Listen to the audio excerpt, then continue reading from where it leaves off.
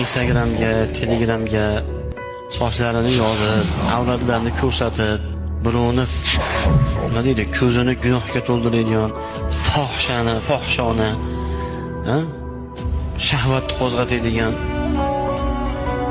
videolarini, rasmlarini shu Instagramga, Telegramga, gilavlisiga, postiga, istoriyasiga qo'yib yurgan mana ayollar, qizlar bor. Qabrga baribir kirasan bir kun. Azroilni qo'liga tushasan bir kun. Hisob kitobni qilib oladi. Yaxshi eshitsin shular. Xudodan qo'rqsin.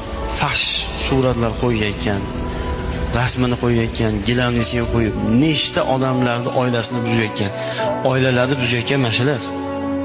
O'sha chiroqlarda ko'ribgan xotinga bo'lgan muhabbat yo'q bo'lib qolyapti-da.